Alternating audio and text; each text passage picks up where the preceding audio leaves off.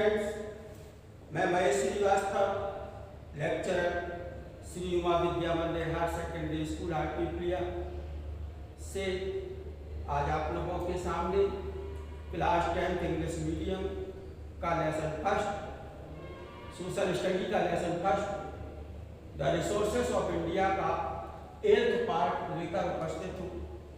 इसके पहले हमने क्लासिफिकेशन पढ़ा था सोइल्स का। सोइल्स के बारे में जो उसकी क्लासिफिकेशन है, उसका फंक्शनिंग है, ये सब हमने अध्ययन किया था। इसके बाद आगे हम बढ़ते हैं और सोइल से ही संबंधित चैप्टर है ये सॉइल इरेजन। इरेजन शब्द जो है वो इरेजर शब्द से बना है। जैसा इरेजर का मतलब होता है, जैसे कि आप लोग जब पेंसिल से कुछ लिख देते हो और मिटाते हैं तो उसको बोलते हैं इरेजर। तो इरेजर का मतलब होता है ऊपरी सतह को धीरे धीरे करके घिस घिस करके उसको मिटा देना, यानी उसको नष्ट कर देना। इसी से बना है सॉइल इरोजन। तो सॉइल इरोजन क्या है? यानी इसको बोलते हैं मृदा अपरदन, यानी मिट्टी की ऊपरी सतह को का धीरे धीरे घिस घिस करके हट जाना, वहां से ऊपरी सतह जो है वहां से हट जाना। इरेजर से भी हम लोग यही करते हैं कि जो पेंसिल से लिखा हुआ होता है ऊपर का पोर्शन, उसको घिस घिस करके हटा देते हैं। वही चीज है ये सॉइल इरोजन। क्या है? यानी मिट्टी का जो अपरदन है क्या है? हम लोगों ने पहले पढ़ा कि ऊपरी जो सतह होती है मिट्टी की वह उपजाऊ होती है, उसी में ह्यूमस होता है, वेजिटेशन होता है, खनिज वगैरह भी उसी में ही होते हैं ऊपरी सतह में। लेकिन कुछ परिस्थितियां नेचुरल और हम लोगों के द्वारा पैदा की हुई ऐसी होती है कि उस उपजाऊ मिट्टी का जो उपजाऊपन है वो नष्ट हो जाता है। और जब मिट्टी का जो उपजाऊपन है वो नष्ट हो जाता है तो मिट्टी बेकार हो जाती है, उसमें कोई भी खेती नहीं की जा सकती। तो सॉइल इरोजन की परिभाषा ये है, soil erosion is the natural process, या ये प्राकृतिक प्रक्रिया है, the top soil of the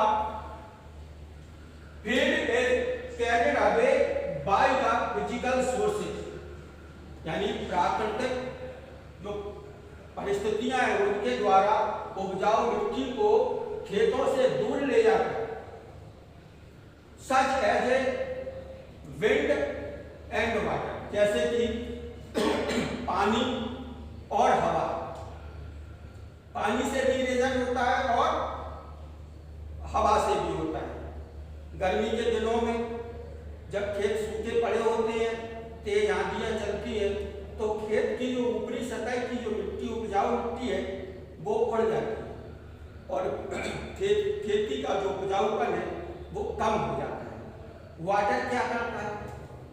जैसे बरसात के दिनों में बाढ़ आ जाती है, छोटी छोटी नदियों में वो बाढ़ का पानी खेतों में भर जाता है, तो वो जो खेत में उपजाऊ तत्व होते हैं उनको अपने साथ, जब वो नदी उतरती है तो उनके साथ अपने साथ बहाकर ले जाता है और खेत का उपजाऊपन कम हो जाता है। तो वो इसकी परिभाषा यही है, soil erosion is the natural process which is the top soil of the field, खेत की ऊपरी सतह, is carried away by the physical sources, यानी प्राकृतिक साधनों के द्वारा, such as a wind and water, जैसे कि पानी और हवा। Land is adversely affected by erosion, यानी जो भूमि है वो अपरदन के द्वारा इफेक्टेड होती है। Soil without vegetation is affected more by erosion process, यानी अगर मिट्टी में वेजिटेशन ना हो, यानी जो खनिज लवण है, जीवाश्म वगैरह है वो ना मिले, तो उतना नुकसान नहीं होता जितना कि मोर बाय इरोजन प्रोसेस, यानी अपरदन से जितना नुकसान होता है उतना, भले ही उसमें वेजिटेशन ना हो लेकिन उतना नुकसान नहीं होता जितना इरोजन से होता है, क्योंकि उसकी जो उपजाऊ सतह है उसको उड़ा ले जाता है। Soil without vegetation is affected more by erosion process, soil erosion is a serious problem for our country, यानी जो मिट्टी का जो अपरदन है वो हमारे देश की एक गंभीर समस्या है, यानी मृदा अपरदन जो है वो हमारे देश की सबसे गंभीर समस्या है।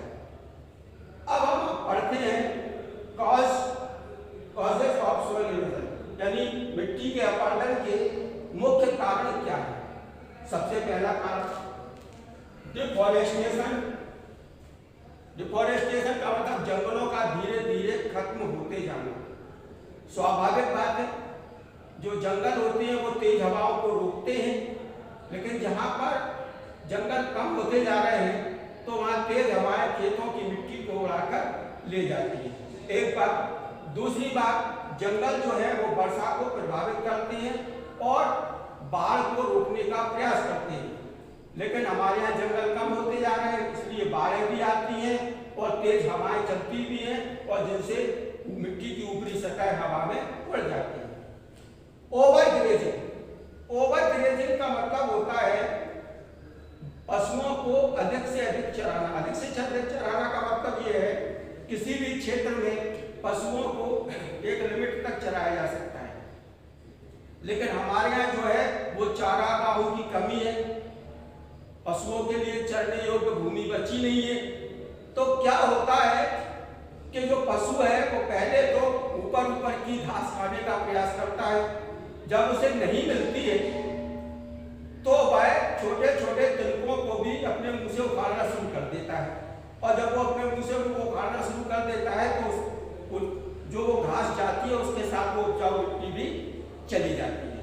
इसका मतलब यह है कि हम जो ओवर ग्रेजिंग है उससे भी सॉइल इरोजन होता है। अब शिफ्टिंग कल्टीवेशन, एक झूम खेती होती है जो शायद अपने तरफ नहीं चलती। उसमें क्या होता है, एक बार खेती की और वो खेत छोड़ के चल दिया आगे। इस तरह से जो उपयोगी जमीन होती है उसे अनुपयोगी बनाकर छोड़ के आगे बढ़ा जाता है। खैर अपने यहाँ इस तरफ नहीं होती है, लेकिन शिफ्टिंग कल्टीवेशन से भी सॉइल इरोजन होता है। फोर्थ है non scientific method of agriculture. हमारे जो खेती करने की जो पद्धतियां हैं वो साइंटिफिक नहीं है, प्राचीन जमाने से जो चला आ रहा उसी परंपरा पर चलते जा रहे हैं और उससे जो है वो सॉइल इरोजन होता है। यदि हम वैज्ञानिक पद्धतियों से खेती करें तो इस समस्या से हमारा छुटकारा हमें मिल सकता है। अब आप देखिए harmful effect of the soil erosion, यानी जो मिट्टी का अपरदन होता है उससे हमें क्या हानियां होती हैं, यानी वहां जो घातक असर क्या होता है। Long duration of dry season due to vegetation, यानी जो गर्म सूखा जो सीजन होता है वो बड़ा होता है वेजिटेशन के लिए।